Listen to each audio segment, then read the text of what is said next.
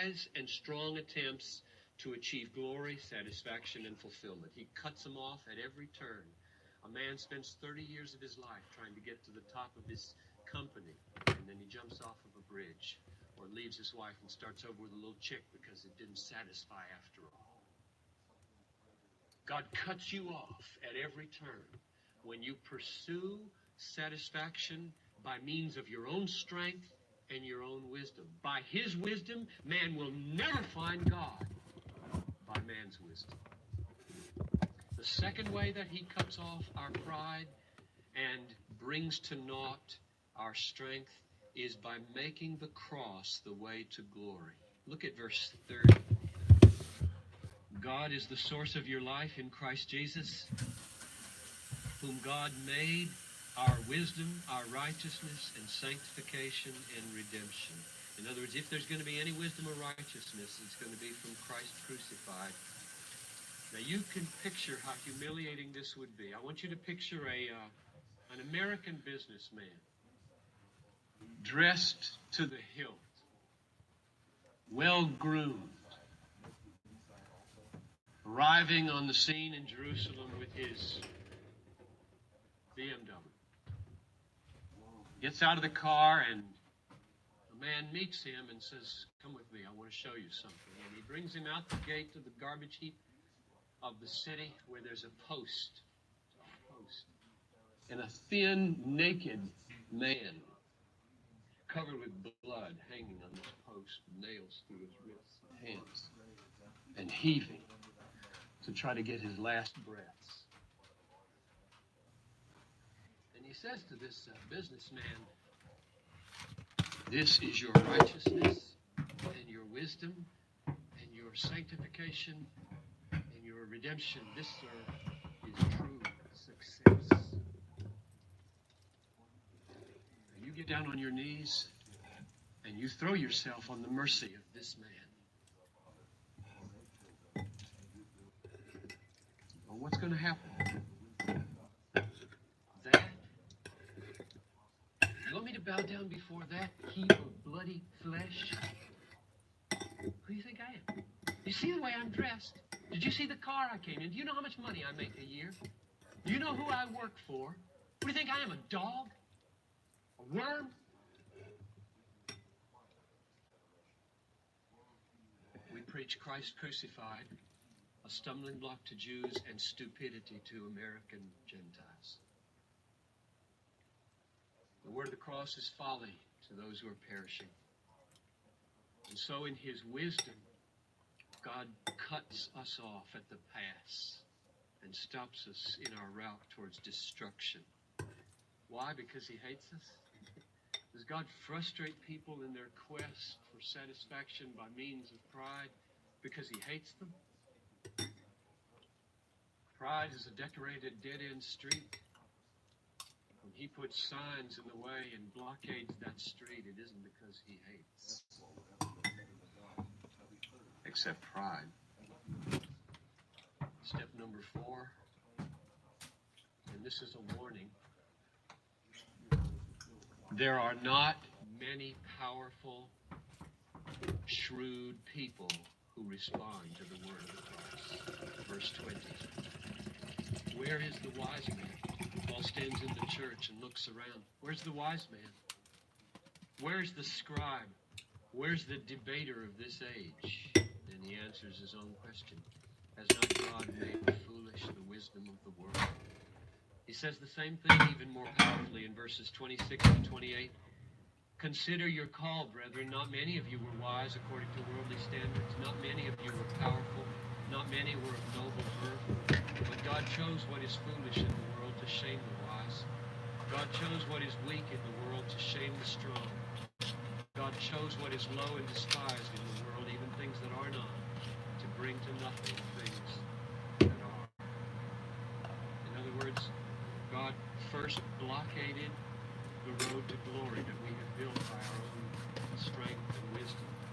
Secondly, he directed us toward a new road called the Calvary Road, and a gate where the cross stands, where we must die with Christ. And then third, He moves sovereignly through the world, blowing where he wills, and awakens the heart of the lowly, the despised, the ill-born, the poor, and a few, rich and high-born and classy, most anybody say, or can say. Why does he do this? That's the last step, and it's an invitation.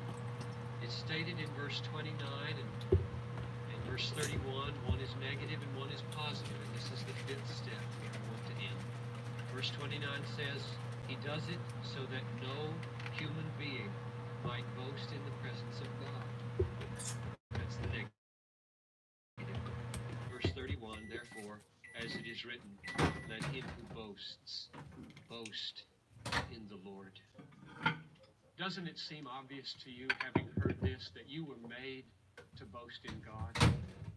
I mean, even if you believe in God simply, you have to know yourself as a creature utterly dependent upon God.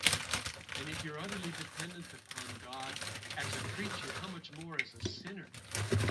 And therefore, you were made to depend on God, not yourself. You were made for God, to boast in him alone. And you can you not taste how satisfying that would be, just to live for God alone? To boast in him and to stop questing after more evidences of your own wisdom and strength and trying to get applause from other people. To just decisively turn your back on all of that you've lived for all these years, and to face Christ crucified and let yourself be just swept up and killed, as it were. I am crucified with Christ. Do you remember what Paul said in Galatians 6:14?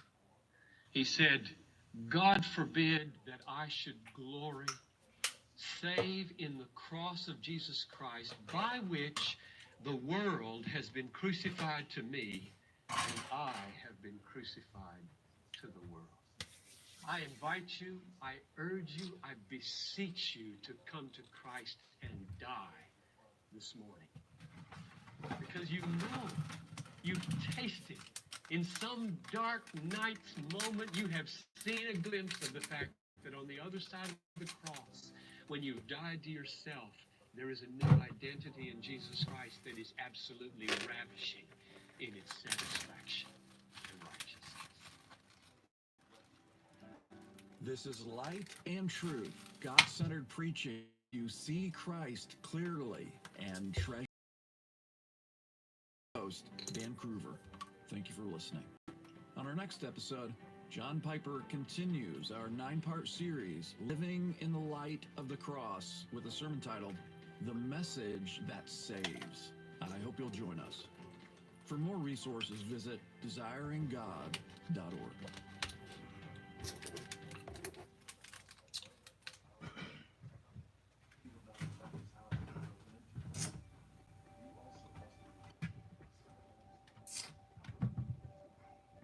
How do you preach so that people don't love the preacher?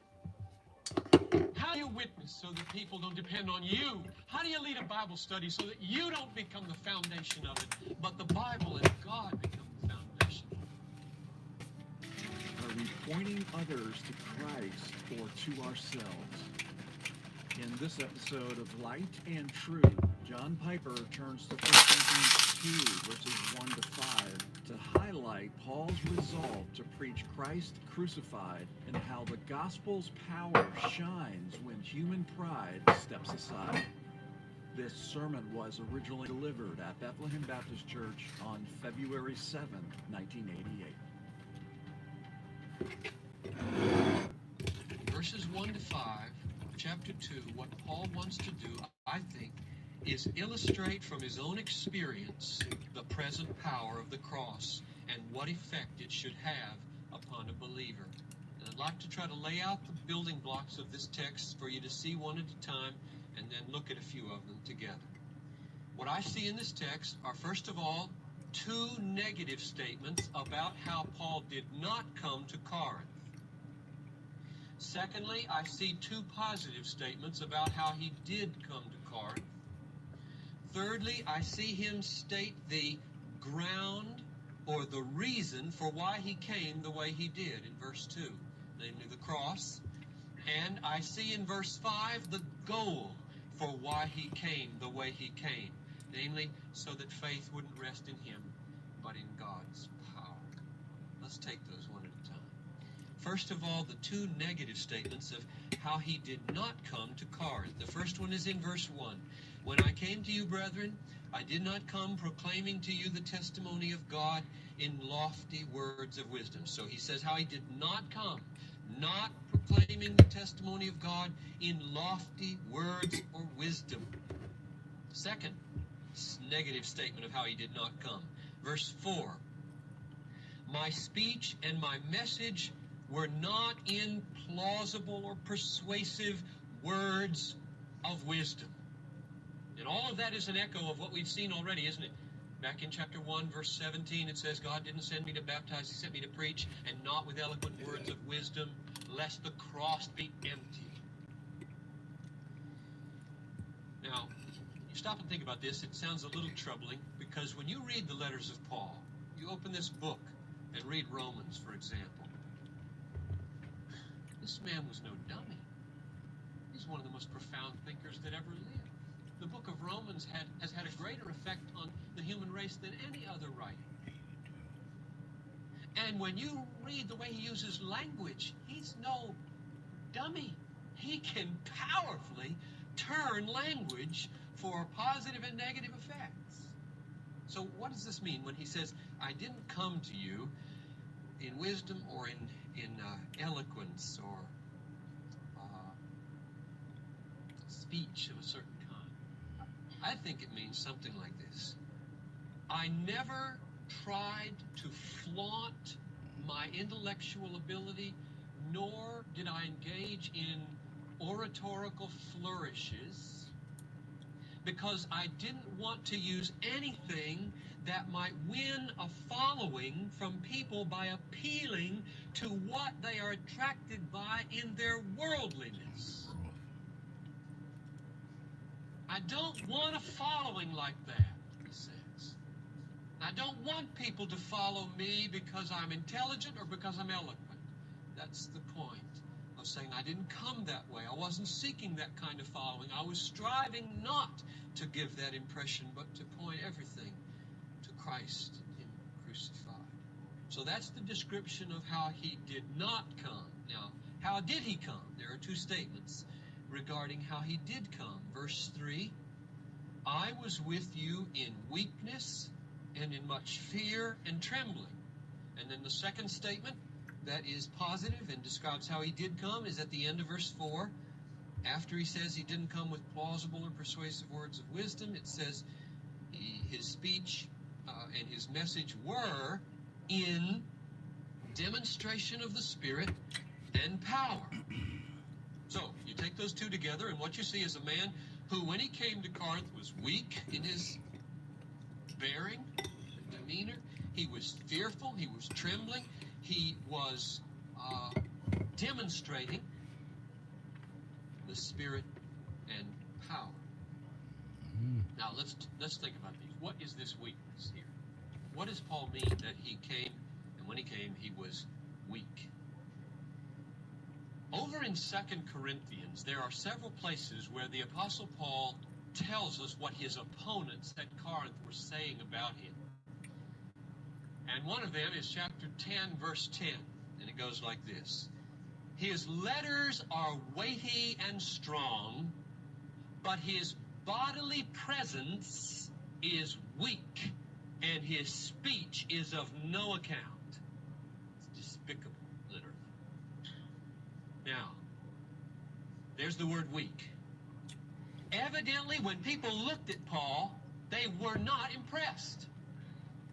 He didn't cut awake and cause people to kind of, whoa, this is somebody you better really stand up and listen to. They didn't. He came off as weak, and therefore his opponents stood against him. Now, what was it about Paul's appearance or demeanor, or was it more than that, that made him come off that way? I went over to Galatians chapter 4, verse 13, and found something very interesting, because when Paul describes to the churches in Galatia how they first received him, just like here he's describing how he first came to Corinth, there's a remarkable parallel. Let me read you this verse from Galatians 4:13 and 14. You know it was because of a bodily ailment. Now that word ailment is the same word as weakness right here in verse 3 of our text. Because of a bodily weakness that I preached the gospel to you at first. And though my condition was a trial to you, you did not scorn or despise me, but gave me as an angel of God. Now, isn't that interesting? He says, when I came to the churches of Galatia, there was something wrong with me. An ailment, a weakness, so that you could have, had you not been kind, despised me. He looked very unappealing. What is this? What is it about Paul that is marked as weak, almost despicable, and unattractive in his appearance? I really do believe it's connected with the thorn in the flesh. And the reason I do there are a couple reasons. The thorn in the flesh is described in 2 Corinthians chapter 12. And in those verses, Paul says that he asked the Lord to take this thorn in the flesh away 3 times. And the Lord said no. And you know how the Lord responded. He said, no, because my power will be made perfect in your what? Weakness. And it's the same word that's used in Galatians 4 and in 1 Corinthians 2.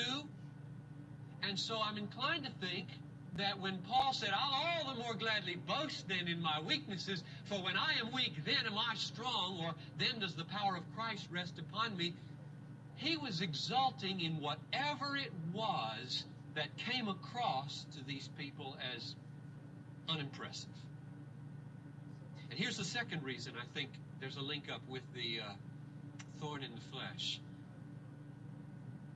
Jesus says that the reason, Paul giving the Lord's rationale for why he leaves the thorn in the flesh in Paul's body, is that you might not be, and I think a good translation would be something like overinflated, overly puffed up with your abilities as an apostle, which ties exactly in with the use Paul made of his weakness in chapter 2. And the use he made of his thorn in chapter 12, namely exulting and boasting in it, that the power of Christ might rest upon him. So I think, I don't know, an eye disease, some people think, maybe a ran, it was very unattractive. Maybe a back problem, that he stood stooped or funny. Maybe a lisp in his speech, since it's sometimes connected with his despicable speech. Here was a man who did not impress when he spoke, and he never hid it. He exulted in it, because it gave an occasion for all glory and power to go to Christ. The connection that he makes in our text with power is very, very significant, but we'll come back to that in a moment. Let's go to the term fear and trembling. What does fear and trembling mean? He came in weakness and in fear and trembling. Well, at least I would say it means this. He didn't come cocky. He didn't come with a swagger.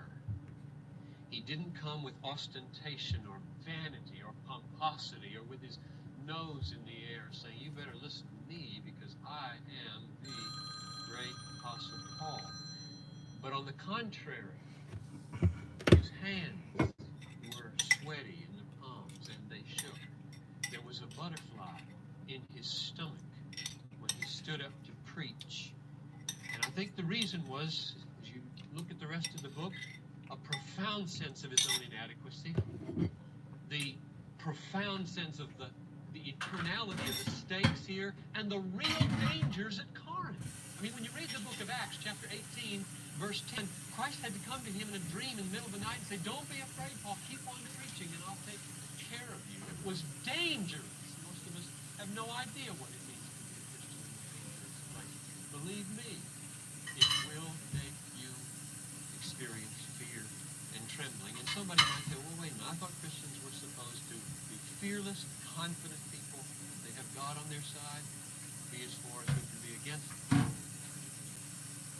And as I thought about that,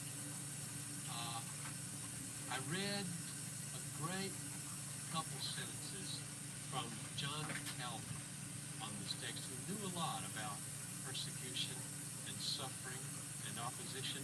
And what he says about Paul's suffering here and his fear, I think, is exactly right. And so I want to read it.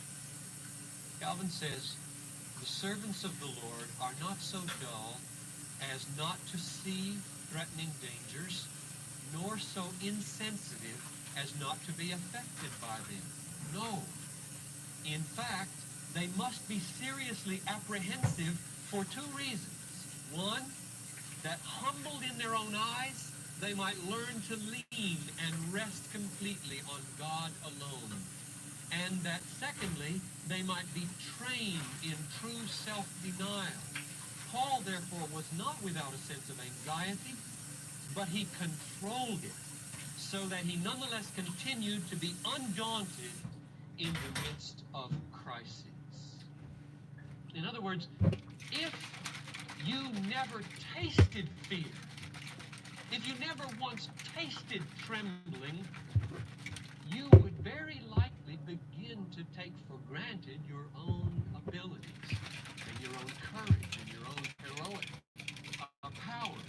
Whereas once you taste the fear, then you fly to Christ, then you get sustenance to carry through, then you know who's helping. That seems to be the dynamic that Paul experienced. That's what I experienced. That's what Calvin said is normal Christian living, and I think he's right. You will get into circumstances in your life in which there will be trembling, there will be fear, there will be sense of weakness, and then you cry to God, and God meets you in those moments of fear and sustains you as a trembling child through the doing of your duty. Now, what's all this got to do with the cross? He's trembling, he's fearful, he's weak, he's unimpressive, he avoids flourishes of oratory, he avoids intellectual ostentation. What's all that got to do with the cross? It's got everything to do with the cross, and verse 2 shows what it has to do. You see the little word that starts verse 2 there? The word for, because, providing the ground or the reason why Paul came to Corinth the way he did. He says, it's because I decided to know nothing among you except Christ Jesus and him crucified. The explanation, the bottom line explanation for why Paul was willing to come in weakness and why he denied himself the glory-getting powers of oratory and intellectual display is Christ crucified.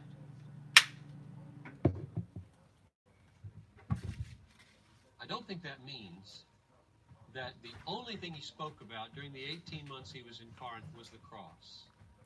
We know that because when you read the rest of the book, you find him scolding the Corinthians for not understanding things which are more than the cross. Because they should have remembered the things that he said, which were more than the cross. Well, what does it mean then? That he decided not to know anything